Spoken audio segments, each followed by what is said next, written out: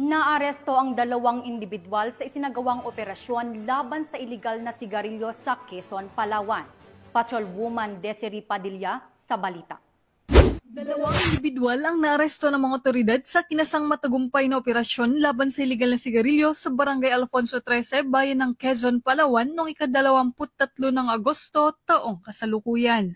Ang operasyon ay sinagawa ng Quezon Special Boat Crew, 2nd Special Operations Unit sa pangunguna ni Police Lieutenant Richard Rodriguez, katuwang ang Quezon Municipal Police Station, Bureau of Customs, Coast Guard Intelligence Group Palawan, Coast Guard Counterintelligence Division Palawan, at Philippine Tobacco Institute.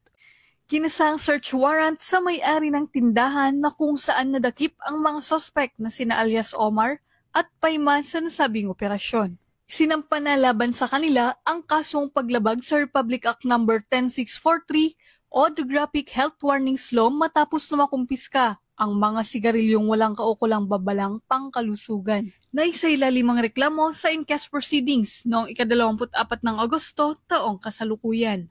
Samantala, inihahanda rin ang hiwalay na kaso laban sa mga suspect para sa paglabag sa Republic Act No. 10863 o Customs Modernization and Tarific Act habang hinihintay ang opisyal na sertipikasyon mula sa Bureau of Customs bago tuluyang maisampa ang karagdagang reklamo. Binigyang diin ng mga otoridad na ang operasyon ay bahagi ng mas pinaigting na kampanya ng pamahalaan laban sa ilegal na produkto.